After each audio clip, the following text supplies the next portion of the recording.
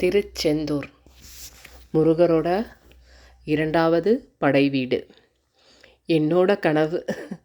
நான் ரொம்ப காலமாக போகணும்னு போக முடியல. இப்போ தான் ஃபஸ்ட் டைம் போயிட்டு வந்தேன். இது எப்படி நான் திருச்செந்தூர் ஆரம்பித்தது, முருகர் பிறந்ததே இதற்காக தான், சூரபத்மனை வதம் செய்யறதுக்காக தான். எல்லாரும் போயிட்டு சிவன்கிட்டக்க முறையிடுறாங்க. இந்த மாதிரி அவனோட அட்டுழியும் தாங்கலை, அவனை எப்படின்னா நீங்கள் வழிக்கு கொண்டு வாங்க, அவனை நீங்கள் கண்டிப்பாக அழிக்கணும்னு சிவபெருமான் கிட்டக்க போய் முறையிடுறாங்க.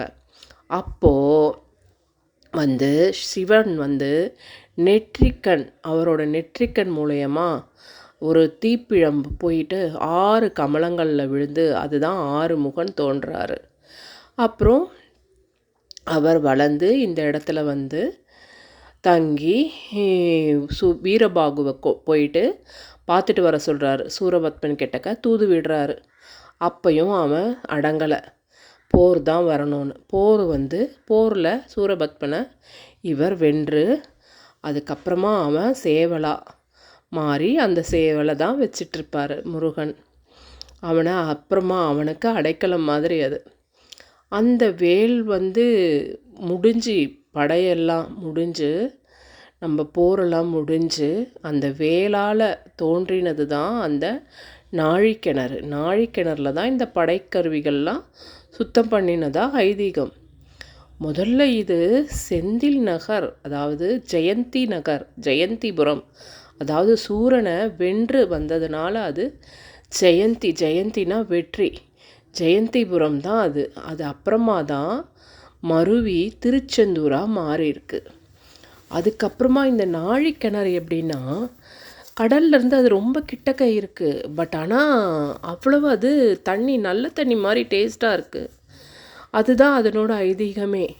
அவ்வளவு கிட்டக்க, கடல் கிட்டக்க இருந்தாலும் பார்த்திங்கன்னா அது வற்றாத ஊற்றாக வந்துட்டே இருக்குது. நாழிக்கிணறு தான் ஆழிக்கிணறு சொல்லுவாங்க, அதுதான் நாழிக்கிணறுன்னு இப்போ சொல்கிறாங்க. அந்த தண்ணி பார்த்திங்கன்னா நல்ல தண்ணியாட்டம் இருக்குது. அது அவ்வளவு குளிர்ச்சி வேறு, அது வந்துகிட்டே இருக்குது இல்லைங்களா, அது அப்படியே ஊற்று வந்துகிட்டே இருக்குது அந்த தண்ணி. அதுதான் அது நாழிக்கிணறு. அந்த தண்ணி பார்த்தா அவ்வளோ கூலாக இருக்குது, வட நடுங்குது அந்த தண்ணி பட்ட உடனே. இந்த மாதிரி அவர் சூரபத்மனை வென்று ஆட்கொண்ட இடம்தான் திருச்செந்தூர். 6 படை வீடில் இது 2வது படை வீடு. ஜெயந்திபுரம் வெற்றி பெற்றார் இல்லைங்களா, அது ஜெயந்திபுரம். திருச்செந்தூர் மருவி தான் திருச்செந்தூர் வந்திருக்கு. ஜெயந்திபுரம்ன்றதுனால நம்ம அங்கே போயிட்டு வந்தாலே ஒரு வெற்றி தான் நம்மளுக்கு ஏற்றம்.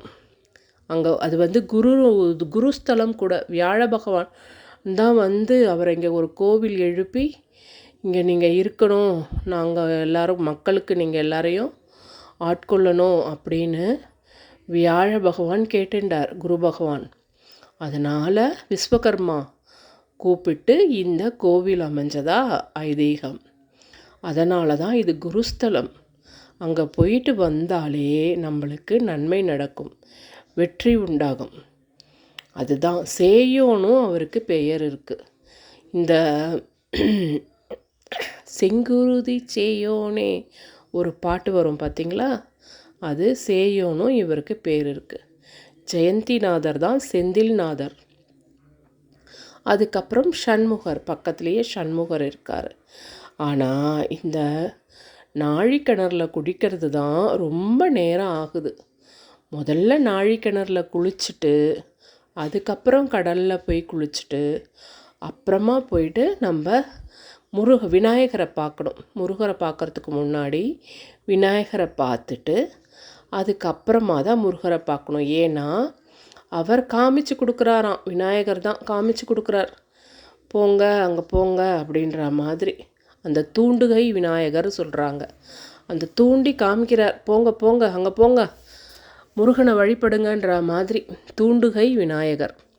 அங்கே நல்லா சுற்றி நம்மளுக்கு இருக்கிற கஷ்டமெல்லாம் போகணுன்னு ஒரு சூறைக்காயை விட்டுட்டு அதுக்கப்புறம் முருகனை பார்த்துட்டு வர்றது ரொம்ப சிறப்பு.